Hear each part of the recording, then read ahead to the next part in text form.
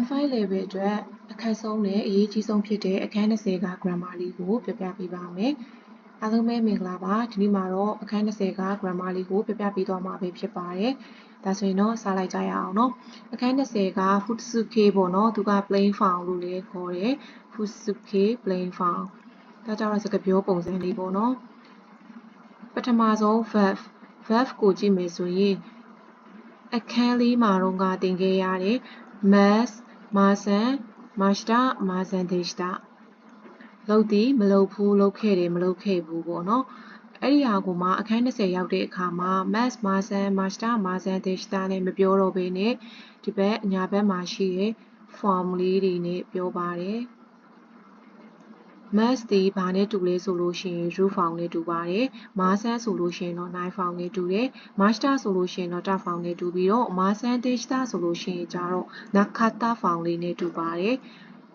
ရှေ့မှာတော့mas တွေ masan တွေနဲ့ပြောခဲ့ပေမဲ့အခန်း20ရောက်တဲ့အခါမှာဆိုလို့ရှိရင် mas အစား root form ကိုသုံးတယ် masan အစား noun ကိုသုံးပြီးတော့ mashita ဆိုလို့ရှိရင်တော့ verb form ကိုသုံးတယ် masan deshita ဆိုလို့ရှိရင်တော့ nakata form လေးကိုသုံးပါတယ်adjective ပေါ့နော် adjective အတွက်ဆိုလို့ရှိရင် adjective မှာဒီဆိုလို့ရှိရင် samu ides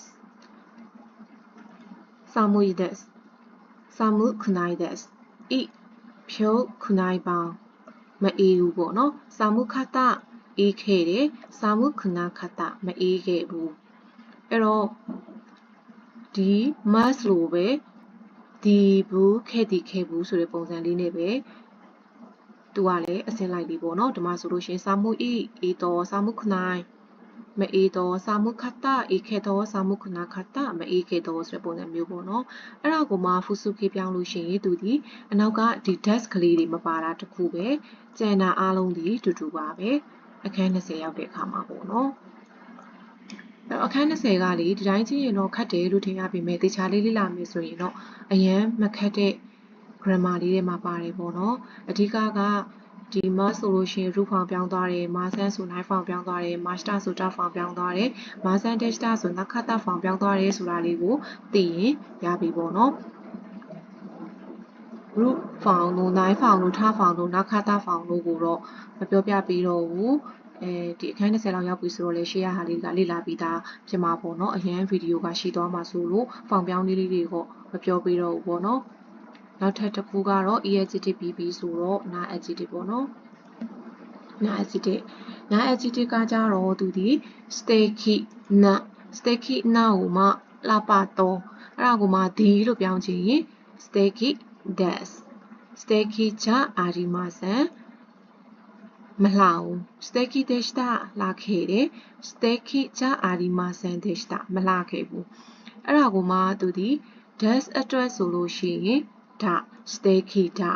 sticky ချအာဒီမာဆန်ဆိုလို့ရှိရင်ဂျာအထက်ကတူတယ် sticky ဂျနိုင်းအာဒီမာဆန်ကလည်းမရှိတာနိုင်ကလည်းမရှိတာဖြစ်တဲ့အတွက်သူတို့နှစ်ခုကိုတူတူပဲသုံးလို့ရပါတယ် sticky deshita ဆိုလို့ရှိရင်ကြတော့သူဒီ sticky data ဆိုပြီးဖြစ်သွားပါတယ် sticky ချအာဒီမာဆန် deshita ဆိုလို့ရှိရင်ကြတော့ sticky ဂျာအထက်ကတူတူပဲအနောက်မှာ sticky ဂျနာခတ်တာဆိုတဲ့ပုံစံလေးပြောင်းသွားတယ်ပေါ့နော်နောက်ထပ်တစ်ခုကတော့ noun ကလေနာပြောင်းတာနဲ့တူတူပဲ noun ဒီသူကအမြဲတမ်းနာနဲ့တူတယ်ပေါ့နော်တဲ့ဖောင်ပဲပြောင်းဘာဖောင်ပဲပြောင်းသူဒီနာနဲ့ဖောင်ပြောင်းလေးတူပါတယ် isha that noun မှာဆိုလို့ရှိရင်ဆရာဝန်ဖြစ်သည်ဆရာဝန်မဟုတ်ပါဘူးဆိုလို့ရှိရင် isha ချအာဒီမာဆန်ဒီဘက်မှာဆိုလို့ရှိရင်နော် isha ဂျနိုင်း isha that isha ဒါကနာအခြေချင်းနဲ့တူတူပဲနော် isha deshita ဆရာဝန်ဖြစ်ခဲ့တယ်ဆိုလို့ရှိရင် isha datta isha ချအာဒီမာဆန် deshita ဆရာဝန်မဟုတ်ခဲ့ပါဘူးဆိုလို့ရှိရင် isha janakata ဆိုတဲ့ပုံစံလေးနဲ့သုံးပါတယ်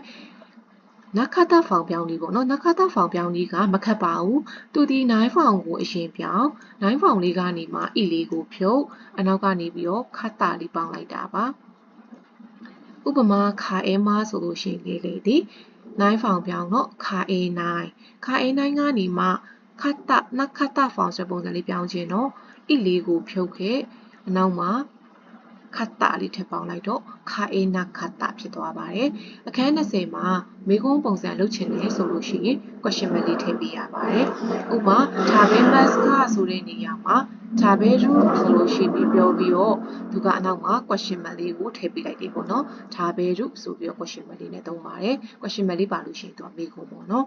အဲ့တော့အခန်း20လေးကတခြားလေးလေးလာမယ်ဆိုလို့ရှိရင်အရန်မခက်တဲ့တွေမှာပါပါတယ်ခုပြထားသလိုမျိုးလေးပေါ့နော်အစင်လိုက်လေးလေးလာကြည့်ပါ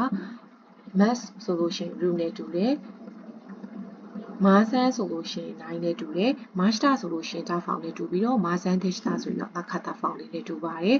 EHT ပေါ့နော် EHT အတွက်ဆိုလို့ရှိရင် dash တွေအနောက်ကဖြုတ်သွားရုံပါပဲ Fusuke ပြောင်းတဲ့အခါမှာညာဘက်ခြမ်းမှာအကုန် dash တွေမပါတော့ဘူးနာ HT နဲ့ noun တွေအတွက်ဆိုလို့ရှိရင် dash ဆိုလို့ရှိရင်ဒါပေါ့နော် noun ကတော့ဖြုတ်စရာမရှိတဲ့အတွက် dash ရဲ့အရှိမဘာမှမရှိဘူး sticky ကကြတော့နာ HT ဖြစ်တာဖြစ်တဲ့အတွက်dash ရဲ့အရှိမဆိုလို့ရှိရင်နာလေးပါပါတယ်ဒါပေမဲ့ဒီမှာကကြတော့ဒီဆွဲပုံစံလုပ်ချင်တာဖြစ်တဲ့အတွက်နာလေးကိုဖြုတ်ထားတာပါ sticky dash ဆိုလို့ရှိရင်ဂျာအာဒီမာဆန်ဆိုချင်နိုင် dash တာဆိုရင်ဒတာဖြစ်ပြီးတော့ဂျာအာဒီမာဆန် dash တာဆိုရင်တော့ကျန်တဲ့ခတ်တာဆိုတဲ့ပုံစံလေးနဲ့အစားသွင်းပြီးတော့သုံးသွားရုံပါပဲနောင်ဆိုလည်းအဲ့တိုင်းပဲ dash ဆိုတာဂျာအာဒီမာဆန်ဆိုရင်ချင်နိုင် dash တာဆိုလို့ရှိရင်ဒတာဂျာအာဒီမာဆန် dash တာဆိုလို့ရှိရင်ကျတော့ကျန်တဲ့ခတ်တာဆိုတဲ့ပုံစံလေးဖြစ်ပါတယ်နခါသားဖောင်ပြောင်းလေးလေးကတော့9ဖောင်အရင်ပြောင်း9ဖောင်ကနေ e လေးကိုဖြုတ်ခါတာလေးထည့်ပြီးတော့ပေါင်းပေးလိုက်တာပါမိခိုးပုံစံလုပ်ချင်ရင်တော့နောက်ဆုံးမှာ question mark လေးထည့်ပေးရပါမယ်ဒါတော့ဆိုလို့ရှိရင်တော့ဒီအခန်း20ပေါ့နော် grammar လေးတွေကိုသေချာလေးသုံးသပ်သွားမယ်လို့ထင်ပါတယ်နားမလည်တာရှိလို့ရှိရင် comment မှာပေးခဲ့လို့ရပါတယ်အတန်းရဲ့အသေးစိတ်လေးကိုစုံစမ်းချင်နေဆိုလို့ရှိရင်တော့CP မှာပဲဖြစ်ဖြစ် Telegram မှာပဲဖြစ်ဖြစ်လာပြီးတော့စုံစမ်းလို့ရပါတယ် page မှာဖုန်းနံပါတ်လေးတင်ပေးထားပါတယ်